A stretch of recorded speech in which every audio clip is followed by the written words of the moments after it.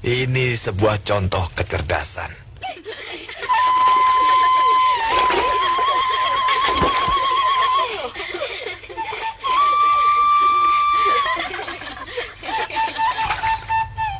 Ya, ya.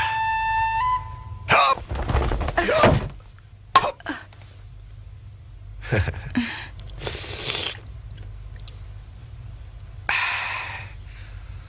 Tolong panggilkan Aji Sura. Baik, Guru. Bertahanlah, Aji Sura. Kerahkan seluruh tenaga dalammu.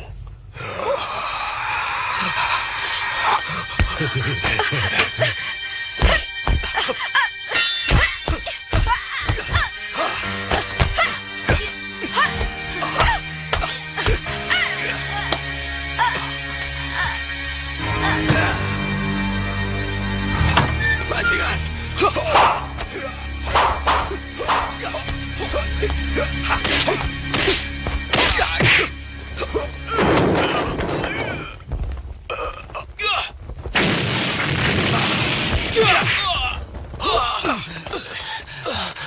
Bajingan itu ilmunya memang luar biasa.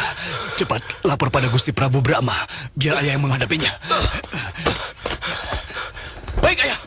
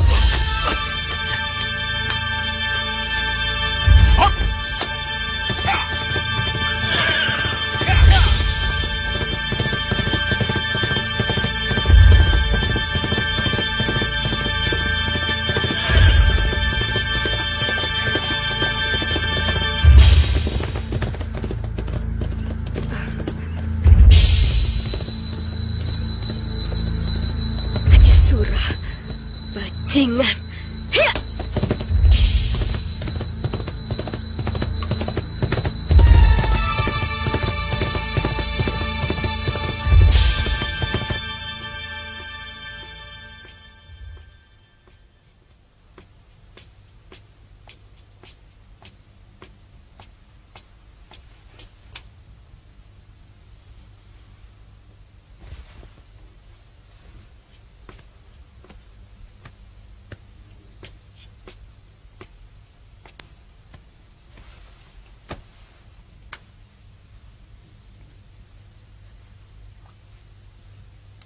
Dalam kesempatan yang sangat berbahagia ini, saya ingin menyampaikan rasa penyesalan saya karena telah melarang Pitaloka berhubungan dengan Gusti Prabu. Jangan pikirkan tentang itu, Paman.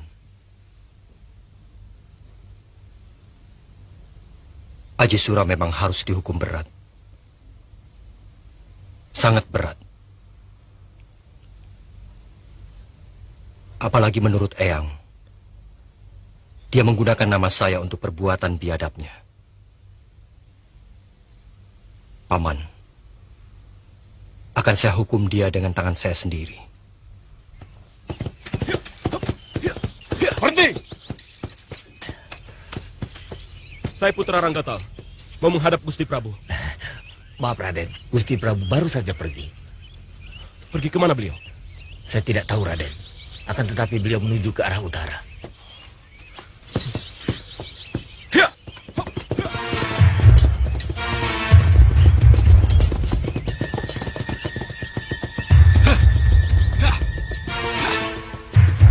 Haji Sura. Hup. Hei, hei. Hai. Sabar, Dinda. Jangan marah dulu. Saya sangat mencintaimu. Sungguh. Mari kita hidup bersama.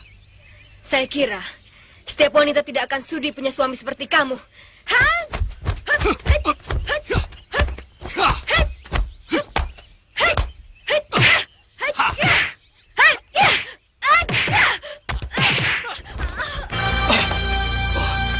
Dinda. Dinda. Jangan sentuh saya, Kanda. Saya sudah kotor. Dinda. Jangan berkata seperti itu. Buat Kanda, Dinda masih seperti Dinda yang dulu pertama kali Kanda kenal.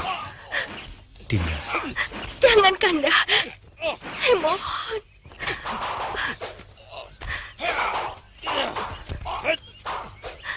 Saya malu. Seorang raja utusan dewa.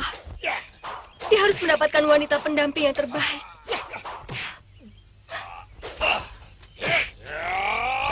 Dinda. Sebagai manusia, kita semua tidak akan luput dari kesalahan. Hanya bedanya, ada yang lebih dulu mendapatkan kesalahan itu, dan ada yang mendapatkannya belakangan. Dinda. Tidak, Kanda.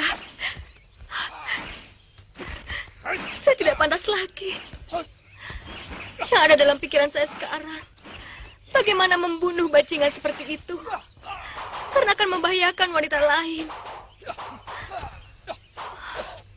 Dinda, tenangkan pikiranmu. Kanda yakin semuanya akan bisa teratasi.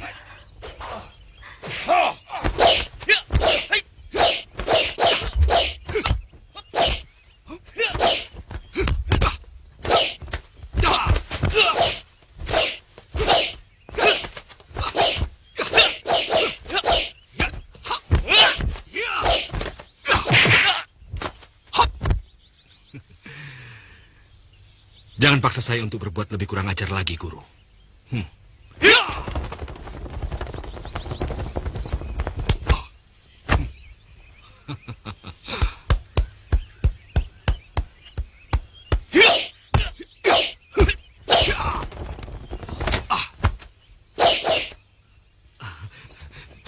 Sudah, Guru. Jangan diteruskan. Jangan panggil lagi aku guru. Kau harus mati di tanganku. Teganya kau merusak masa depan anakku. Maaf, bukan saya yang memulai. Tapi Dinda Pitaloka yang lebih dulu minta dicumbui. Saya hanya terpaksa memenuhi nafsu dari orang yang sangat saya cintai. Bajingan. Haji Surah! Dasar bajingan. Kau memperkosa dan membunuh calon istriku. Apakah itu juga karena terpaksa? Ayah.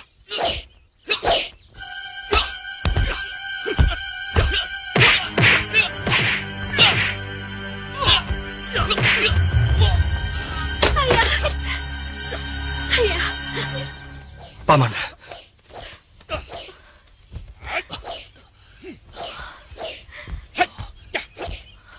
Pitaloka, hati-hati menghadapi anak murtad itu. Dia harus mati di tangan saya, Ayah. Ayah telah mendengar semua dari Eyang Astagina. Kau memang berhak membalasnya.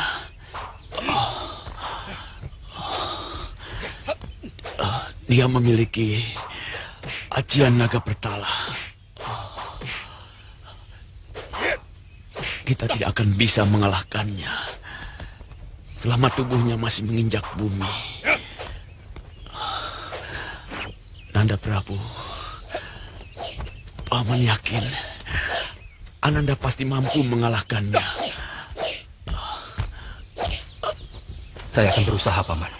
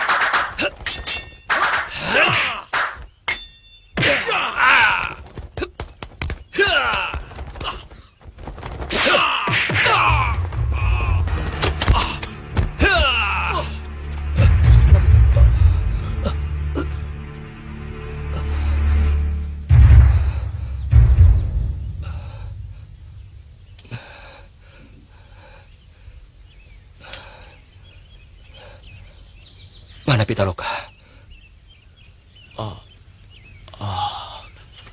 Paman tidak bisa mencegahnya. Seseorang telah membawanya pergi.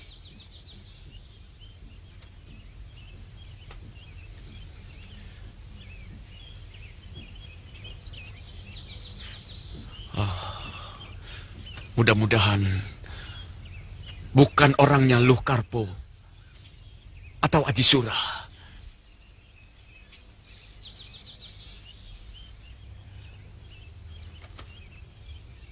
Saya juga mengkhawatirkan keadaan Dinda Pitaloka.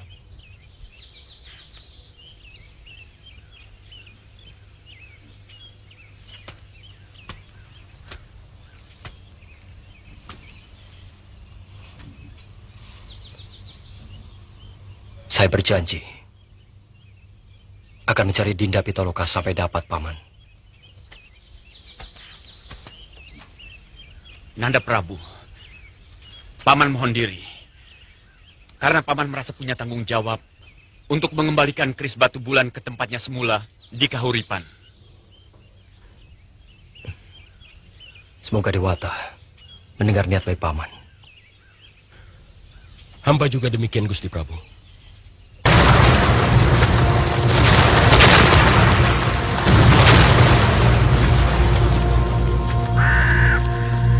Hamba mohon diri.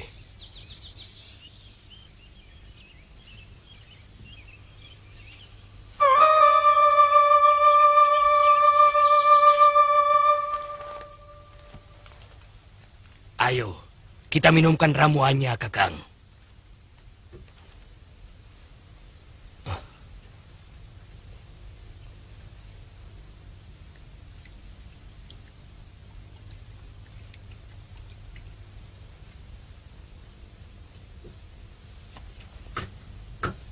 Bagaimana Pasogati? Sembuh? Luka dalamnya sudah berhasil aku sembuhkan. Akan tetapi, susunan sarafnya terganggu. Yang kutakutkan, kalau ada yang putus. Mudah-mudahan ramuan tadi bisa mempercepat pemulihan kerja urat sarafnya. Aku kira ini diakibatkan oleh benturan yang terlalu keras di otak belakangnya.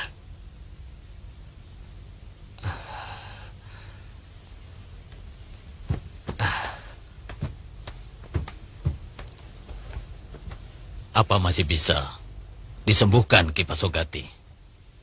Aku bukan ahli urat saraf, Kakang. Kemampuanku terbatas.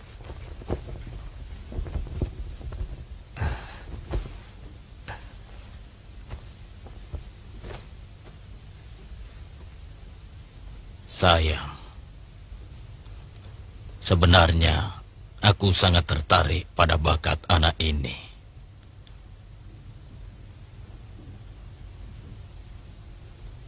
Bentuk tulangnya dan gerakan tubuhnya sangat cocok untuk ilmu jagat selaksa. Anak ini memang sangat luar biasa.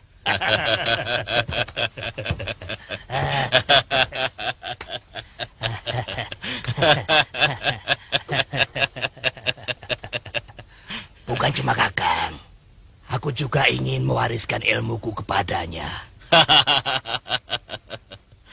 Usahakan dia sampai sembuh, Pasogati. Hanya dia satu-satunya yang dapat mewarisi ilmuku. Aku yakin dia dapat membesarkan nama padepokan ini. Apalagi ajian jagat selaksa kuwariskan kepadanya. Rimba persilatan akan gemetar mendengar nama padepokan Binangun ini.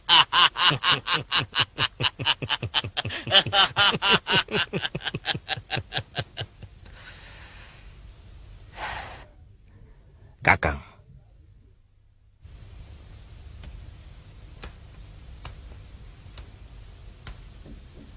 Aku sangsi, Kakang. Mengingat dirinya pun dia tidak mampu.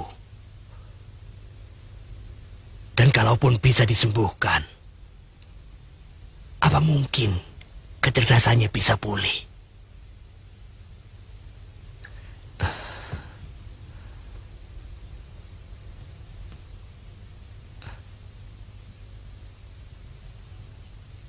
Coba kau ingat-ingat dulu.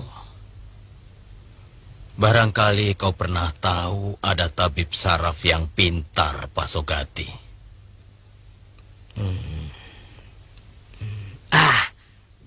Ada. Ada, Kakang. Sebelum meninggal, guru pernah menyebut nama tabib itu. Dia tinggal di Lembah Naga Biru.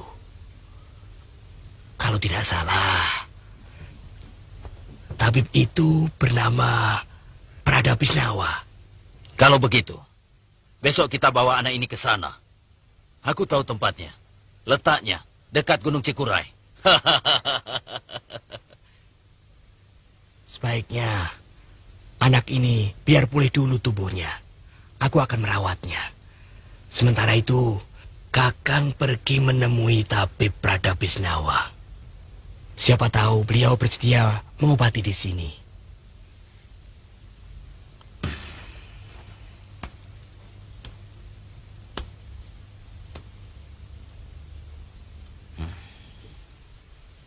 Itu gagasan yang paling baik.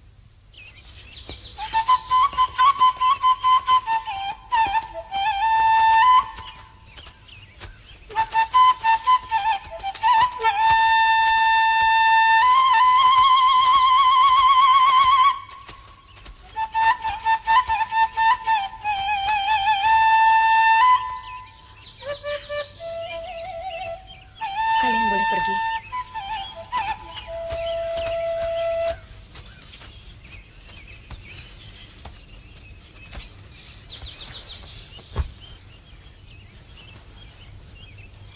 Maaf, Kanda Prabu.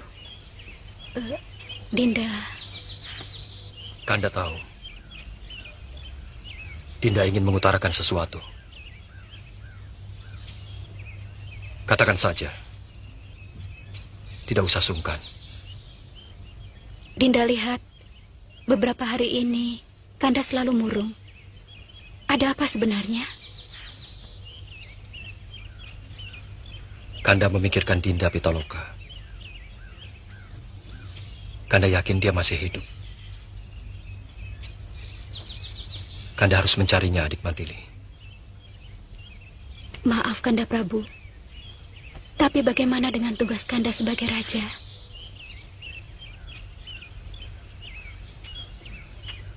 Itu persoalannya.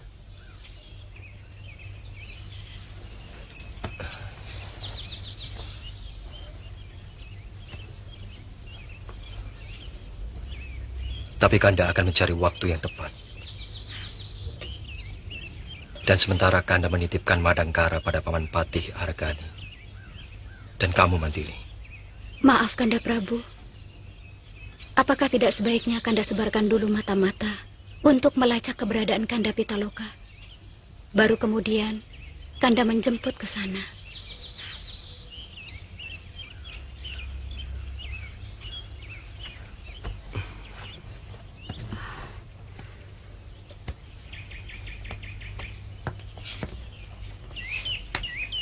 Kanda sudah menanyakan ke beberapa tempat. Tapi Dinda Pitaloka tidak ada.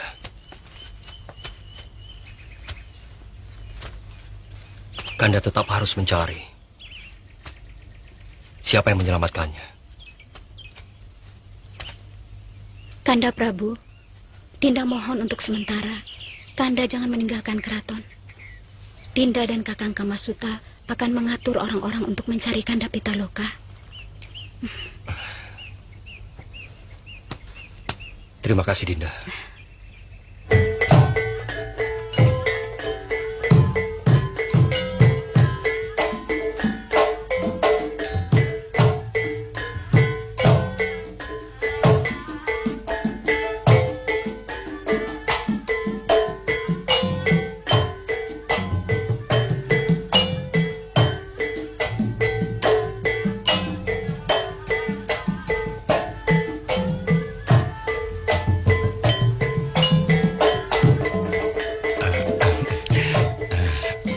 Barangkali Kakang ingin ikut menari.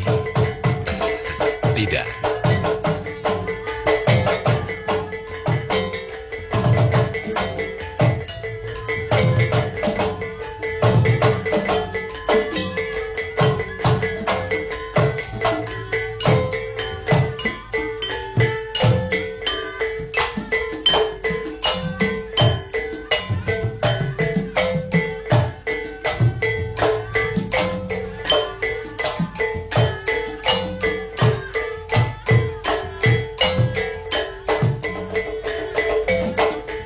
Dinda boleh ikut menari, Kakang. Apa itu perlu? Ya, kalau tidak boleh, buat apa Dinda ikut kemari? Maaf, Kakang. Saya rasa tidak ada salahnya kalau istri Kakang ikut menari. Saya kira kami di sini akan mendapatkan kehormatan bisa menyaksikan perkembangan seni tari di negeri Kakang. Ya, silakan.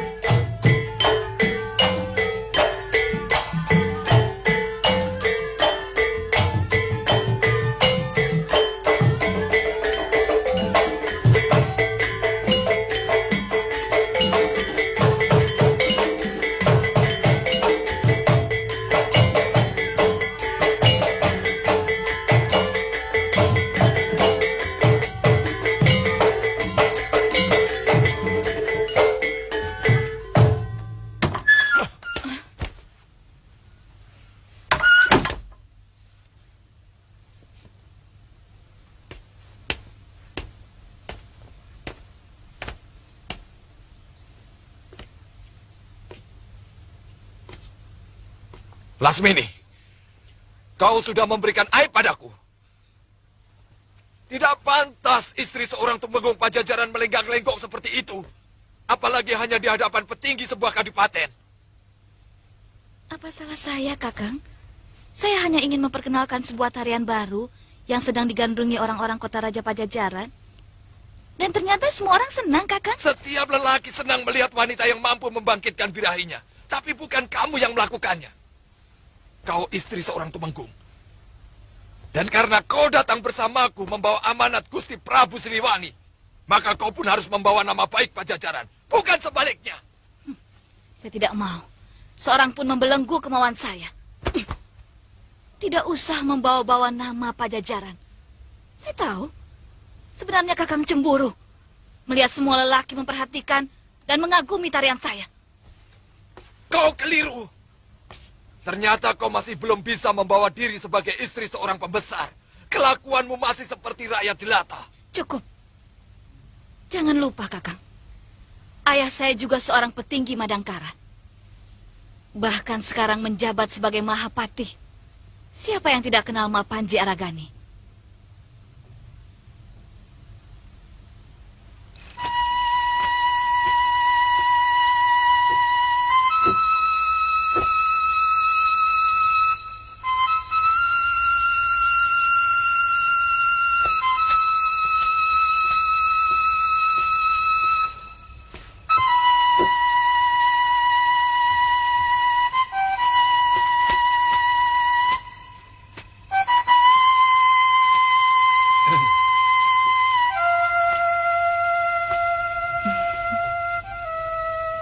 Saya kira siapa?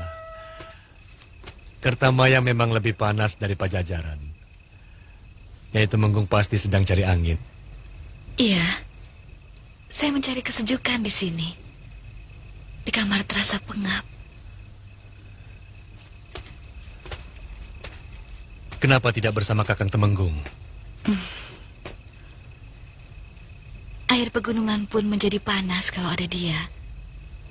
Saya ke taman ini karena di kamar ada dia. Kok tidak bersama dengan Nyi Dumila? Sama dengan Nyai Tumenggung. Air pegunungan pun akan menjadi gerah kalau ada dia.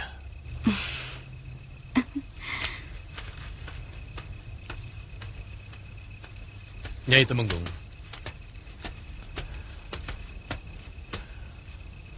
Bagaimana dengan Kertamaya menurut Nyai Tumenggung? Panggil saja saya Lasmini. Dan saya boleh memanggil Anda dengan... Kakang juga cukup. Terima kasih. Ternyata pejabat-pejabat Kertamaya jauh lebih mewah dari pejabat Pajajaran. Saya suka itu. Dan saya betah dengan suasana Kertamaya yang penuh gairah.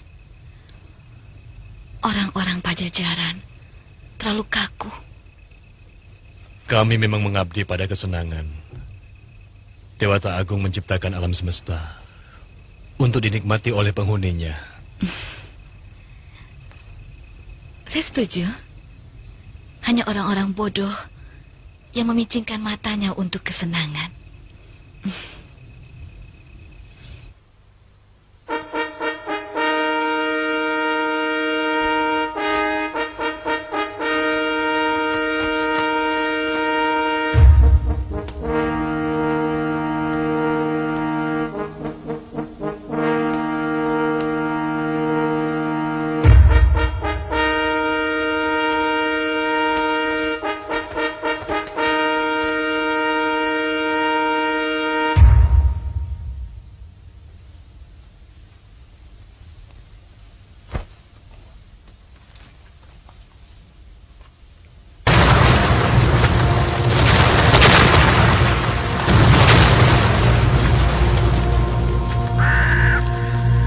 Tahun ini kami tidak bisa mengirimkan upeti karena kami mengalami gagal panen. Saya kira bukan masalah upetinya Raden Adipati, tetapi penghadapan Raden yang diperlukan. Dan mungkin Gusti Prabu malah akan memberikan bantuan kepada Kadipaten Kertamaya ini, kalau memang sedang mengalami kekurangan. Kami tidak butuh bantuan. Kami akan berusaha mengatasinya sendiri.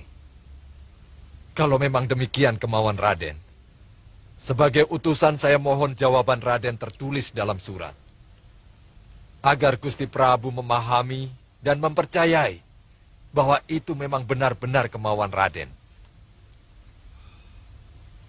Narwada.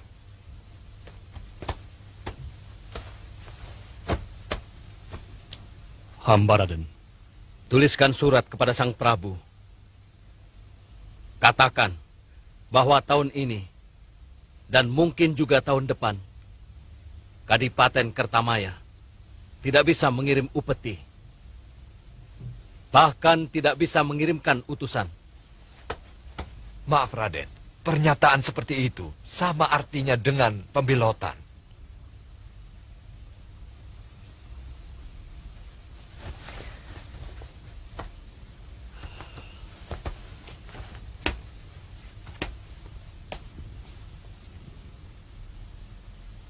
Terserah penilaian Sang Prabu.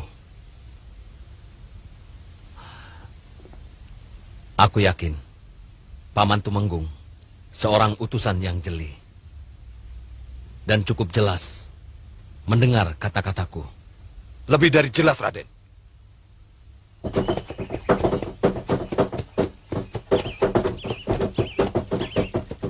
Kita selesaikan urusan kita begitu sampai Pajajaran. Mungkin kita kurang mampu saling mengimbangi hidup rumah tangga kita, sehingga makin lama makin terasa oleng. Saya tidak suka. Kebebasan saya terlalu dibatasi. Perkawinan itu sendiri adalah batas, yang untuk hal-hal tertentu sangat tabu dilanggar oleh seorang yang terikat di dalamnya. Seorang istri pantang mempermalukan suaminya. Demikian pula, seorang istri pantang menemui lelaki lain tanpa sepengetahuan suami. Kaum lelaki selamanya ingin menang sendiri. Berapa banyak para suami menyimpan gundik di luar istrinya yang sah. Apa itu adil? Perkawinan bagi saya hanya penjara untuk kaum wanita. Lasmini.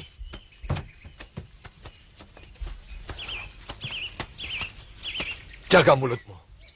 Sejak zaman dulu, kaum lelaki ditakdirkan untuk memiliki istri banyak. Karena kaum lelaki ditakdirkan untuk melindungi kaum wanita. Hebat. Betapa enaknya jadi kaum lelaki. Dengan dalih melindungi kaum wanita, lalu berhak memiliki istri sebanyak mungkin.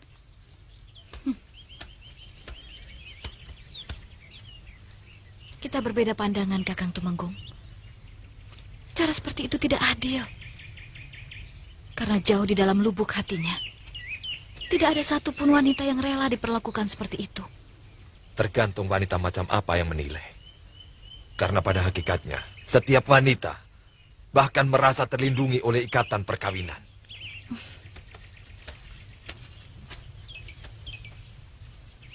Kalau begitu, saya termasuk wanita yang lain, Kakang. Saya kira jalan yang terbaik satu-satunya. Kita harus pisah.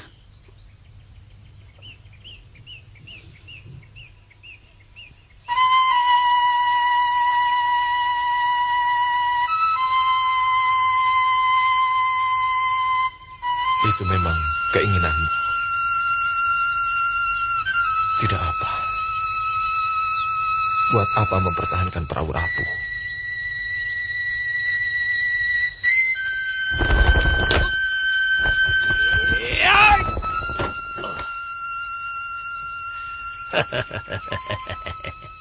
Lihat dan perhatikan dengan seksama. Jurus andalan kepunyaanku. Hai.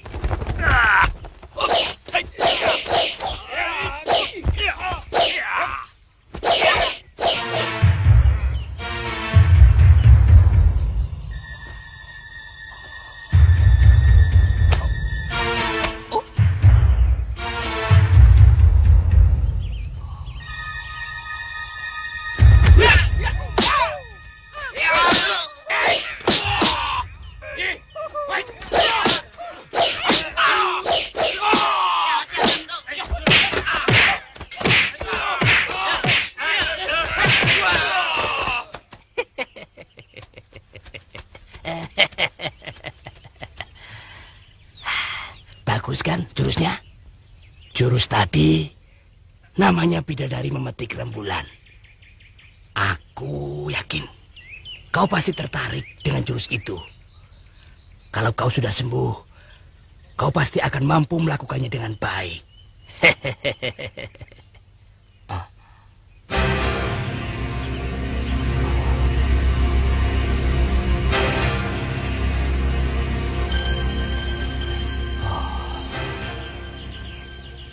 Kasihan. Kasihan nasibmu, nak. Mungkin kematianmu jauh lebih harum daripada keadaanmu seperti sekarang ini. Hampir semua perguruan silat di Madangkara sudah saya suruh untuk dimata-matai, Kanda Prabu. Siapa tahu ada seorang guru silat yang menyelamatkannya. Aku sangat mengkhawatirkan keselamatannya, Dinda. Barangkali Kanda Pitaloka punya... Guru silatnya cuma ayahandanya sendiri. Dan guru kebatinannya adalah Eyang Astagina. Tauku cuma itu. Tidak mungkin Prabu Siliwangi membiarkan tindakan kita. Sebab apa yang selama ini kita lakukan agak terburu-buru. Kita belum siap benar. Sebab kita akan konyol kalau pasukan Pajajaran menyerbu ke sini.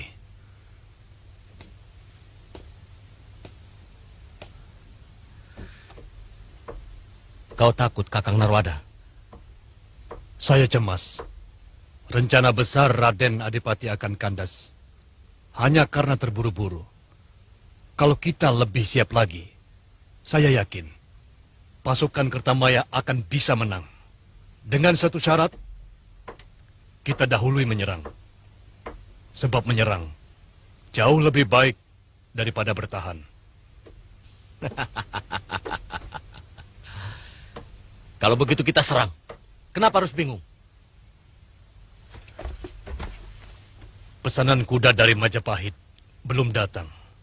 Sementara pasukan menyerang tidak punya arti apa-apa tanpa pasukan berkuda.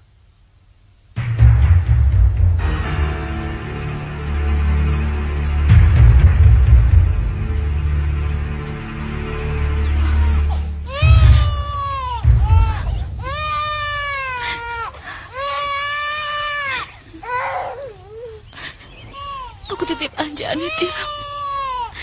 Rawat dia dengan baik. Karena aku tahu Kakang Tumenggung sangat sibuk. Sebenarnya mau kemana? Di sini sudah enak. Apalagi yang akan dicari? Gusti Tumenggung juga sangat mencintai Den Ayu. Kekayaannya juga cukup, bahkan lebih.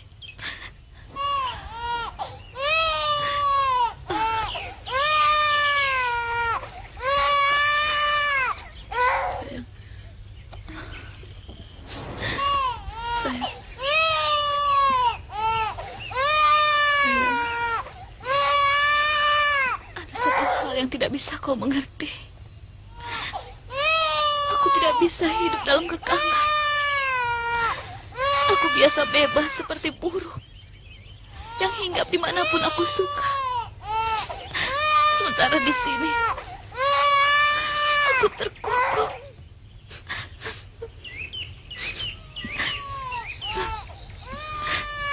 Jaga anakku baik-baik.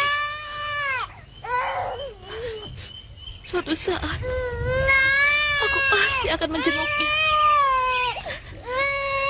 Saya kira Dan Ayu lebih baik menunggu Gusti Tumenggung. Sampaikan salamku pada Kakang Tumenggung. Katakan juga, aku minta maaf karena tidak mampu mengabdi dengan baik. Sayang,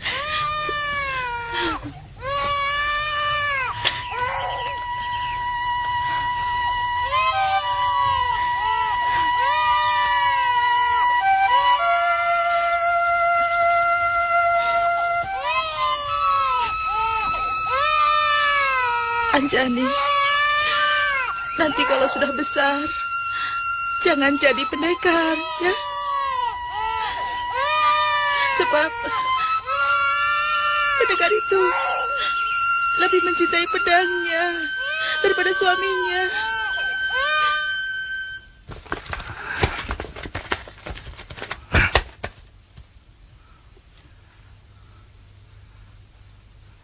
Lancang.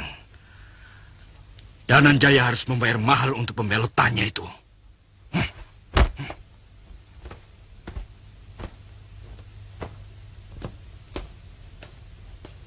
Ampun, Gusti. Menurut hamba, sebaiknya Kertamaya kita serang sebelum mereka siap. Cukup dengan 1/4 angkatan. Kita pasti mampu menggulung mereka.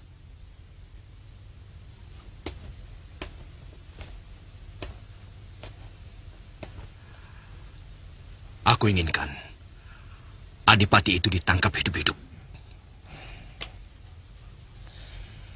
Maaf, Kanda Prabu. Saya kira lebih baik memilih jalan yang paling sedikit memakan korban.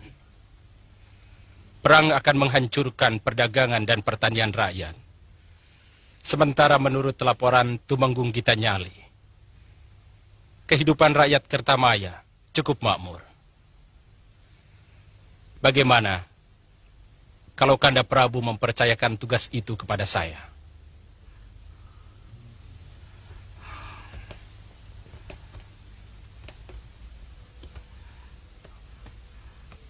Apa yang akan Dinda lakukan? Saya akan menangkap Adipati Dananjaya hidup-hidup tanpa mengorbankan rakyat. Hamba hanya membutuhkan satu pasukan, 100 orang, dan perbekalan selama 5 hari. Aku selalu percaya pada Dinda. Kapan akan bergerak? Lusa. Mohon maaf Gusti Prabu. Hamba mohon izin ikut. Sebab hamba mengenal Kertamaya. Hampir setahun lamanya hamba tinggal di sana. Dinda Kian Santang yang akan menentukan boleh ikut atau tidak.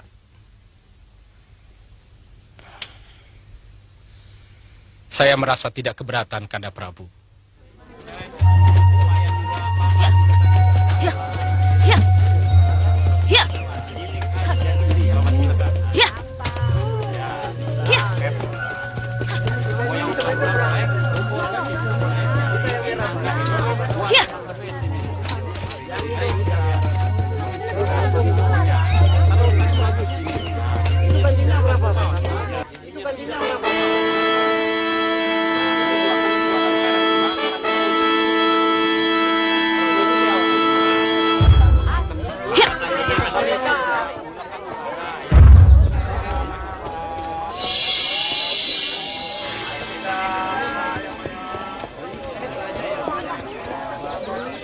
Den Lasmini.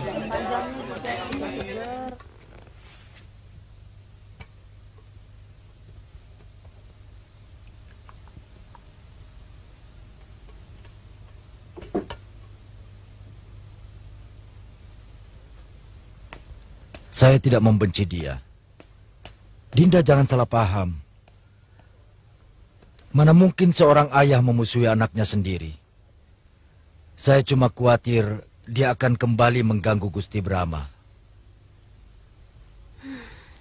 Kanda terlalu merendahkan Lasmini. Apa sudah begitu rendahkah tabiat anak kita? Kalau dulu dia mengejar-ngejar Gusti Brahma, karena dia sangat mencintainya. Apa itu salah?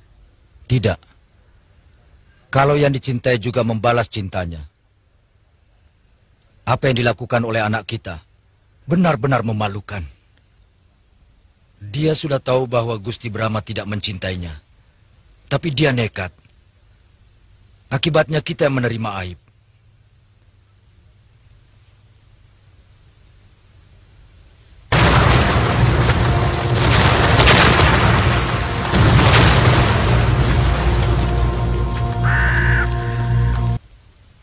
Aku bahagia waktu mendengar dari Lesmana bahwa Lasmini telah kawin dengan seorang tumenggung dari Pajajaran. Meski harus berpisah dengan anak kandungku sendiri. Tapi kenapa Kanda sekarang kelihatannya tidak bahagia? Padahal anak yang kita rindukan itu datang. Lalu, mau apa dia pulang? Mau apa? Ucapan apa itu, Kanda? Dia anak kita yang telah sekian tahun berpisah. Kemudian dia pulang. Dinda tidak mengerti. Kayak macam apa sebenarnya Kanda ini? Jangan salah paham, Dinda.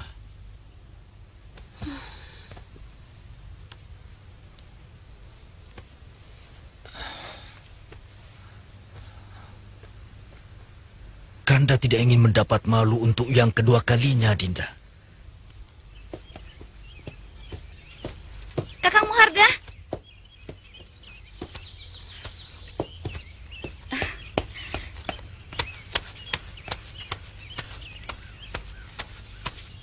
Ada apa, Den?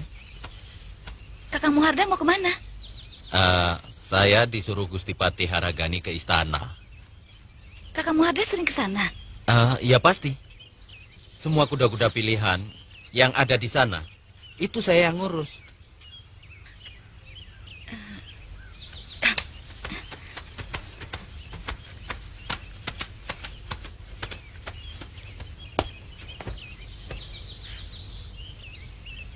Kang, barangkali Kakang tahu siapa calon pengganti permaisuri Kakang Brahma? Belum ada.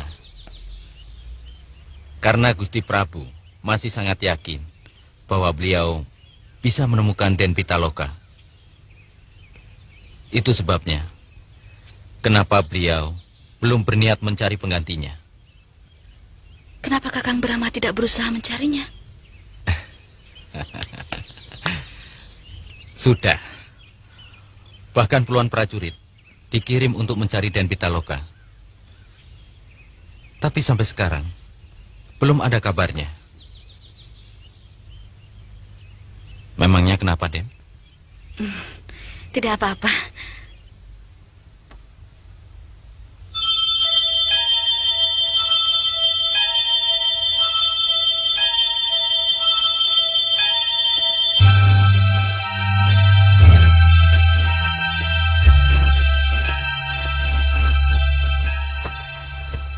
Waktunya kurang tepat kalau kamu mau beranjang sana ke istana. Gusti Prabu sedang banyak masalah. Mungkin kedatangan saya malah bisa menghibur Kakang Brahma, Ayah. Beliau raja kita, Lasmini. Kurang layak seorang abdi menyebut rajanya dengan sebutan Kakang. Kanda, bagaimanapun Gusti Brahma kan pernah menjadi saudara seperguruan Lasmini. Wajar saja kalau dia terbawa memanggil dengan sebutan persaudaraan. Lagi pula di rumah sendiri. Dimanapun kita berada, kita harus menghormati raja kita dengan sebutan yang pantas. Sebab menyebut seorang raja dengan seenaknya akan mempengaruhi sikap dan pengabdian kita. Mengerti, Lasmini? Apa salahnya, Ayah, kalau saya memberikan selamat pada orang yang pernah saya cintai? Tidak ada yang salah. Tapi tidak dalam waktu dekat ini. Dan tolong, jaga nama baik ayahmu. Ayah pikir saya mau apa? Saya sudah memiliki segalanya. Saya sudah menikah. Suami saya juga bukan orang rendahan. Seorang tumenggung dari sebuah kerajaan besar, Ayah.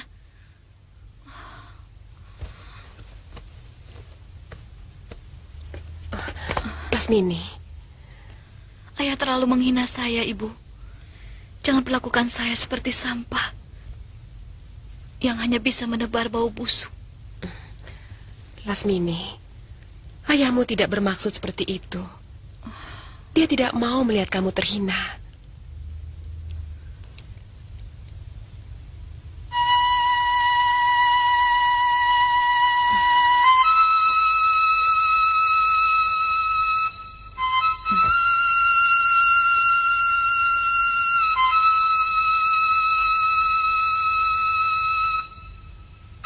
Kali ini, saya harus merasakan kehangatan dekapanmu, Kakang Brahma.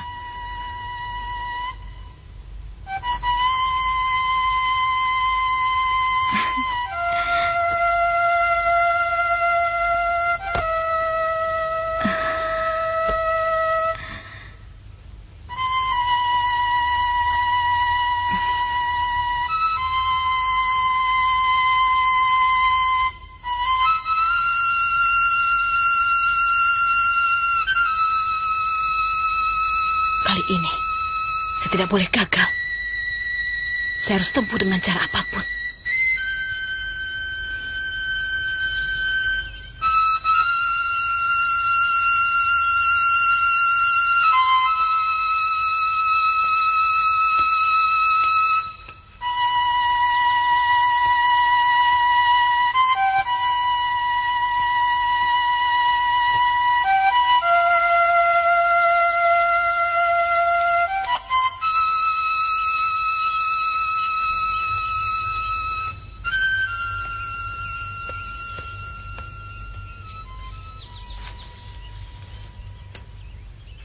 Putri Gusti Pati Aragani mohon menghadap Gusti Prabu.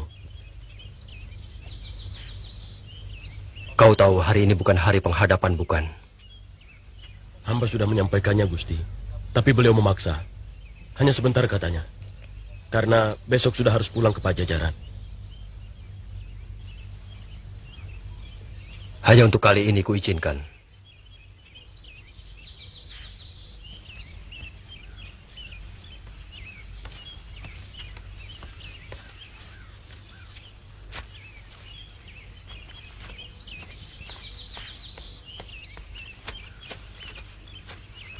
Gusti Prabu berkenan menerima tamu. Terima kasih. Silakan.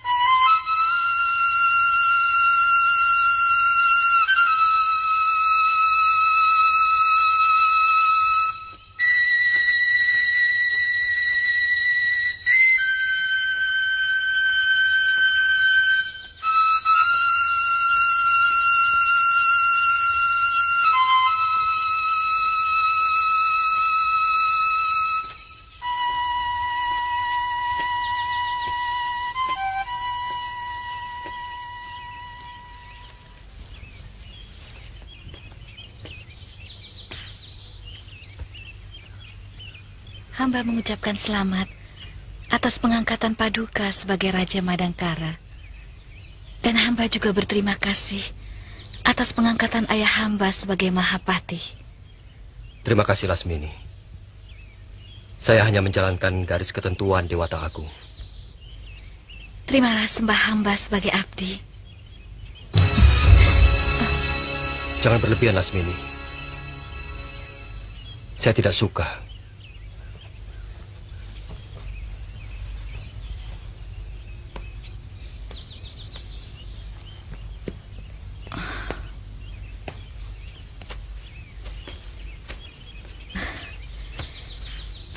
Hamba terlalu kagum atas kebijaksanaan Paduka yang telah mengangkat semua pejuang Madangkara sebagai pejabat-pejabat tinggi mendampingi Paduka, terutama pengangkatan ayahanda sebagai Mahapati. Mereka harus menerima penghargaan yang setimpal dengan pengabdiannya.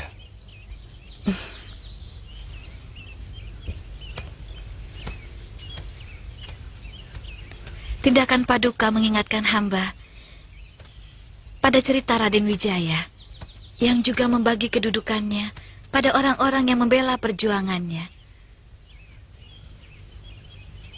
Ada keperluan apa kau menghadap saya, Lasmini? Oh ya, saya dengar tentang perkawinanmu dengan seorang tumenggung Pajajaran. Paduka percaya tentang cinta? Siapapun akan yakin itu. Karena cinta adalah air suci yang memadamkan api. Air suci yang menyuburkan semua tanaman. Dewata mencipta Mayapada dengan cinta. Sehingga ketika dunia kehilangan cinta, maka kehancuran pasti akan melanda. Itulah nasib hamba. Hamba menikah bukan karena cinta, tapi karena kebencian.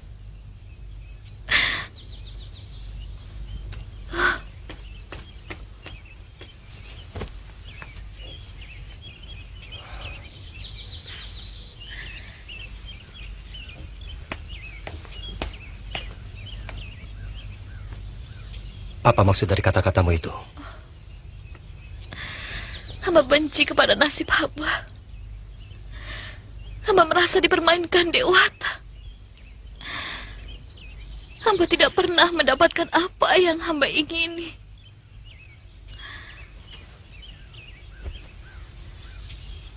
Sejak kecil, hamba menginginkan kasih sayang dari seorang ayah. Tapi tidak pernah hamba dapatkan. Karena ayah terlibat dalam perjuangan bangsanya. Hamba memimpikan tinggal di rumah gedung. Tapi yang hamba dapatkan rumah gubuk sumpah milik Nenek Goreng.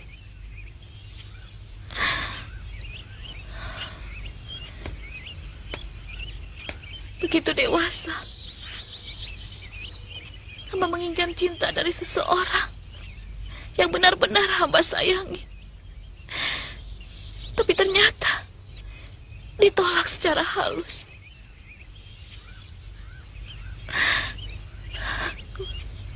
Semua orang membawa garis nasibnya masing-masing. Tidak ada satupun makhluk ciptaan yang bisa merubah garis itu. Itu hak mutlak para dewa. Dan cinta sendiri ada pada setiap orang. Tidak bisa cinta seseorang harus mengalah pada cinta orang lain. Itu hukumnya. Hamba sengaja membuang diri. Bahkan nyaris mati bunuh diri. Karena kecewa pada nasib hamba.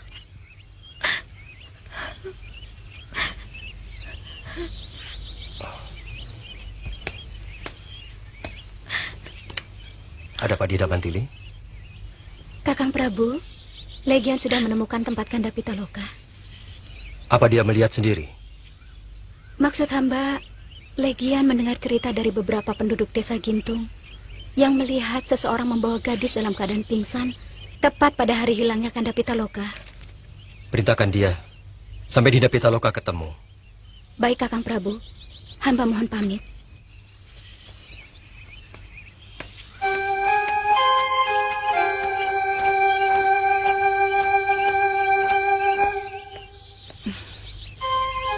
Paduka, hamba lupa menghaturkan rasa ikut berduka atas hilangnya Raden Pitaloka.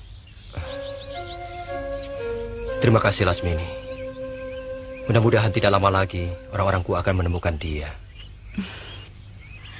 Maaf Paduka, bolehkah hamba menyediakan air minum untuk Paduka? Sebagai tanda rasa hormat hamba.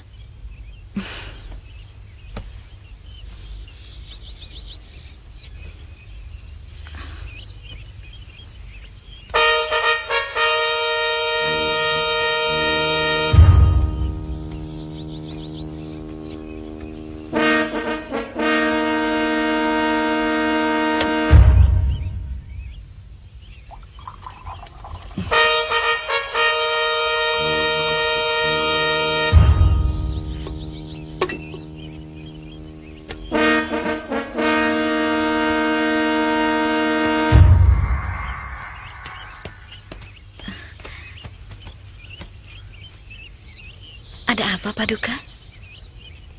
Kelihatannya... Sikapmu mengingatkan saya pada Pitaloka. Dia sering melayani saya seperti ini. Terima kasih.